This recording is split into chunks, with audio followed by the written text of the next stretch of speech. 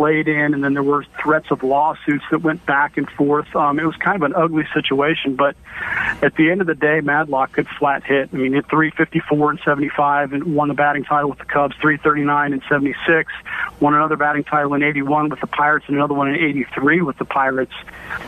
It was just a really, really good hitter, and also played on some really good hitting teams, too. I mean, you think about those Pirates teams of that era, from 79 through, those early 80s when they had Madlock and Parker and Stargell was hanging around. Even Pops was still productive into his 40s, and so that was Madlock was a really, really good hitter. I mean, and just the kind of guy that you'd pay to see hit. Talking to Jay Daniel, the author of Phinally, the Phillies, the Royals, and the 1980 baseball season that almost wasn't. Quick clerical note, the thunderstorm warning for Nassau County has just been extended to 6:15. So please, please, please, if you're on the roads, get off as soon as you can, because it is going to be raining cats and dogs soon. But Jay, I have a baseball question for you. I know you're not a meteorologist, hard to believe. Can you lay out for us the race for the NL East in 1980?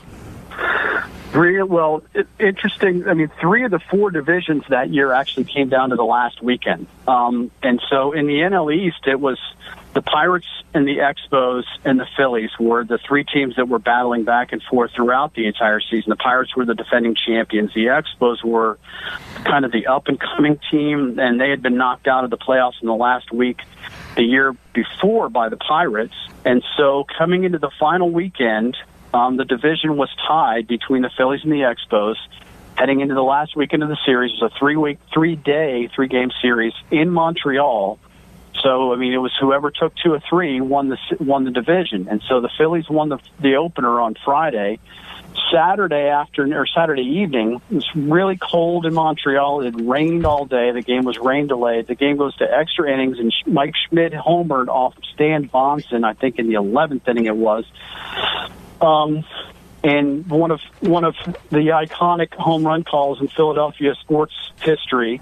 And the Phillies won the division on the next to last day of the season and ended up going to the playoffs. But it was a really, really good race. And you talk about the players involved in that. You have obviously Rose and Carlton and Schmidt on the Philadelphia side. You've got Gary Carter and Andre Dawson as Hall of Famers on the Montreal side. And then again, a lot of other really good players. Ron LaFleur was on that Expos team.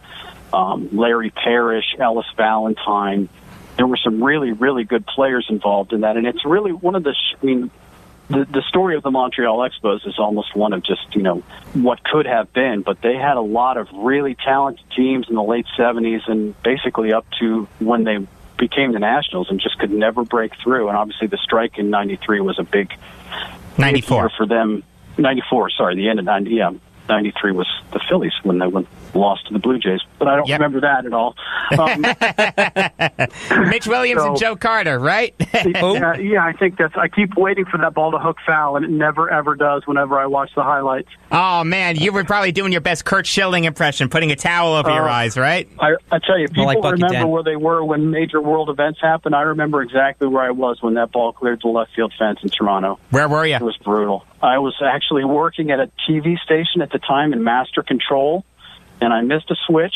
As you guys would probably know what I'm talking about. I missed a switch because I was so upset that I kind of stormed out of the room and went, "Oh yeah, I'm at work. I should probably go back and do my job." But yes, I missed it. That's all right. I've hit wrong buttons here when the Yankees have lost. Our program director knows all about that. It happens all the time. But in 1980, can you describe to us what was going on for the Battle of the NL West? For the West was even a more amazing story because, again, it was the Reds were the defending champs and they had an up and down season and they faded down the stretch. The Dodgers and the Astros battled down to the last weekend of the series.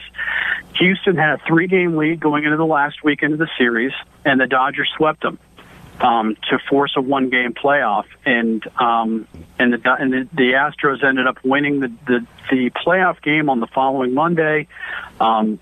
There was a lot of talk that maybe because Fernando Valenzuela came up at the end of 1980 and hadn't given up a run, but the Dodgers ended up starting Dave Goltz in that, who was their big free agent signing, and that did not go well. Goltz didn't pitch well, and the Dodgers ended up losing that game. But it was really an exciting race. The other thing that happened that year, of course, was Bill Russell was hit by a pitch and broke his wrist, I think, or his finger down. It was his finger. I was at the game. It was in Cincinnati. He broke his finger down the stretch. So then they lost their starting shortstop and one of their core four or their core infield guys right at the end there. So it was not a good ending to the season for the Dodgers, but it was a great ending as a baseball fan. Yeah. So Joe Niekro actually started that game for the Astros.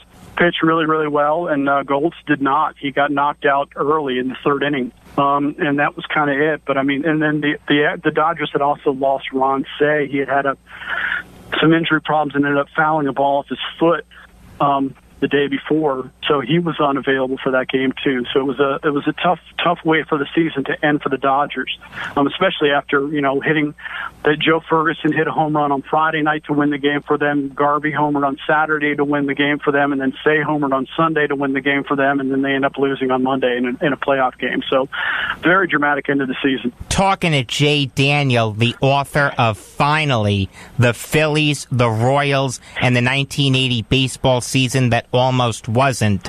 And Jay, I'll get you out on this. What can you tell us about the 1980 World Series?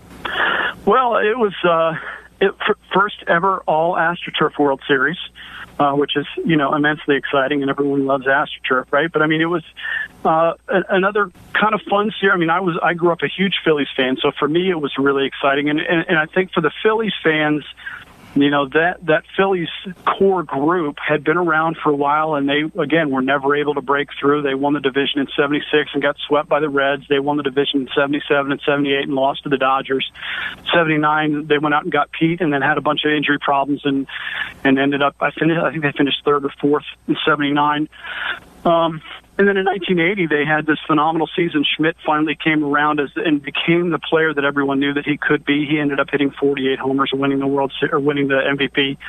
Steve Carlton was lights out all year long and won the Cy Young Award, and they go up against the Kansas City Royals, who, I tell you, this is somewhat of an obscure category, but if you look at teams that lost a World Series, I would have to put that 1980 Royals team up against any in recent memory. That was a phenomenal, really, really good team, and George Brett was absolutely ridiculous that year. Ended up hitting 390. Almost didn't have enough at-bats to qualify for the batting title because he tore up his ankle trying to steal a base against the Indians earlier in the year and hit and was out for a month and came back and just never missed a beat. And, he was hitting over 400 with 2 weeks to go in the season and ended up finishing up at 390. So the series started in Philadelphia. The Phillies won the first two games. They went to Kansas City. The Royals won the next two games. And Willie Aikens was playing his first World Series for the Royals, hit 4 home runs in the series. And then they go to Game 5 in Kansas City, and that's kind of the turning point. And if you ever look at highlights of that, Google the Dickie Knowles and George Brett, because Dickie Knowles came up and into George Brett and knocked Brett over. And when I say knocked him over, I mean literally Brett almost flipped over backwards trying to get out of the way of this pitch. And everyone points to that as sort of the turning point in the series. The Phillies ended up winning that game, and they went back to Philadelphia for Game 6. Phillies had Carlton on the mound, and that was kind of all she wrote. But, even Tug McGraw came in to close that game out in Game 6, as he did all year. But Tugger was running on fumes at that point in the season. And so, as Tug was wont to do at the time, would often load the bases and then wiggle his way out of it. And so that's exactly what he did. But there was the famous, play where with 1 out in the 9th inning, Frank White hits a pop-up over by the first base dugout, and Bob Boone and Pete Rose go over to make the play, and Boone is calling it, or he actually didn't call it. He was there, and the ball popped out of his glove, and Pete snared it right before it hit the ground. And then Tug McGraw struck out Willie Wilson to end it at 11:21 p.m., and that was it. The Phillies won their first ever World Championship. It took them 97 years to win a World Series. You know what? So, it's just as sweet the second time they won, right? Not so much. It was certainly for Phillies fans but that first one, and I think for me personally, that was really amazing. I was in 8th grade, and I think when a team that you root for wins a championship when you're young, that team is always going to be special to you. And I think that's one of the reasons that I chose to write about 1980 as opposed to any of the other years, was that team has always been special to me. And so I kind of wrote this book in a sense, for me as an eighth grader to really find out what happened, because the game, I've talked to people and you talk about the differences as a fan now between what it was in 1980. I mean, and I lived outside of Cincinnati at the time, but I got the Bulldog edition of the newspaper. I'd get the newspaper delivered to my house at midnight or so. And so it was not at all unusual for the Reds to play the game on Monday, and I wouldn't even know what the score was until Wednesday, when the paper came on Wednesday, and because Tuesday was late game not included, and you had to call a long distance number and pay for the phone call to find out what the score of the game was. Yeah, that's right. And now someone hits a home run, and you check Twitter, and you're mad if you can't watch the video of the home run on your phone 10 minutes after it happens.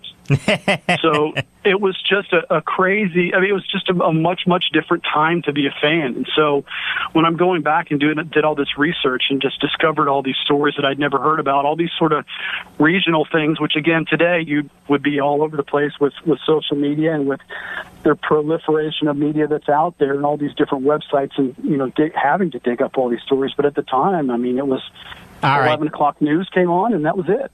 All right, Jay, thank you for your time. Thank you, guys. Take care. Thanks for having me. Thank you. All right. That was Jay Daniel. His book is Phinally, the Phillies, the Royals, and the 1980 baseball season that almost wasn't. Let's take a quick break. But first, you can win 2 tickets to see the Long Island Ducks take on the Somerset Patriots on Sunday, May 27th at 1:35 p.m. The Long Island Ducks bring you Atlantic League baseball all summer long at Bethpage Ballpark in Central Islip. More information about their schedule, tickets, and more can be found by visiting liducks.com.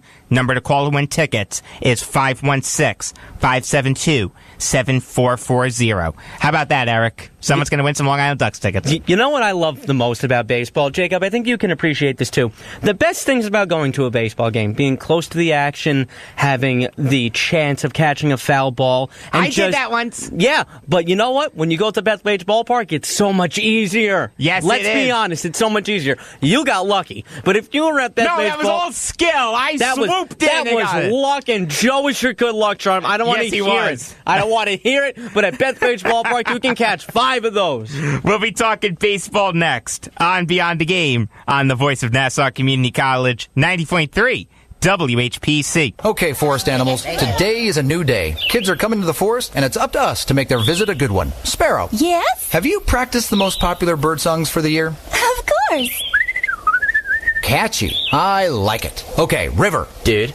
How's the temperature? It's a refreshing 52 degrees, man. Perfect for a little riverside shoeless relaxation. Ah, good. Owl, you here? Whoosh. Who's asking? I am. Look, you know the drill. Sleep during the day, scare the kids at night. Perfect. I love my job. Oak Tree? What's up? Still in the same place I left you last year. That's what I like. Consistency. Well, it's not like I'm going anywhere for the next couple hundred years. I know. I love it. Turtle. Turtle. He's not here yet, man. He's late every morning. You'd think he would have learned by now to leave the night before our meetings. Okay. Squirrel. Has anybody seen Mr. Squirrel? The forest has been preparing just for you. Visit a forest near you today. To learn more about cool things to do in the forest, visit discovertheforest.org. Brought to you by the U.S. Forest Service and the Ad Council. Hey, what's up? This your guy, DJ Steph with the F. And if you didn't tune in last week to It's Saucy, this is what you missed. Hey! Yeah, but you know what's so funny? I found funny is remember that time Meek Mill donated $50K to Philadelphia public schools, and then Drake topped him with $100K? That's so petty. It's just free you Meek. and that petty stuff. Free Yo, Meek. Stop that. Because we had a problem the other day. I ain't gonna say it, but you know I'm not petty. First of all, you're super petty. No, I'm because not. You be throwing low blows and sneak dissing on air. First, you did it to my man, Vaughn P. last week. I said we have interesting people here. Now you trying to come for me? I'm not coming for you. I'm just saying that, it hurt me, Sam. It really did. If you don't want to miss out on moments like this, plus hip-hop and reggae music, then tune in every Wednesday at 10 p.m. on the Voice of Nassau Community College on 90.3 WHPC. Jacob Valk. Jacob Valk. How long until we leave?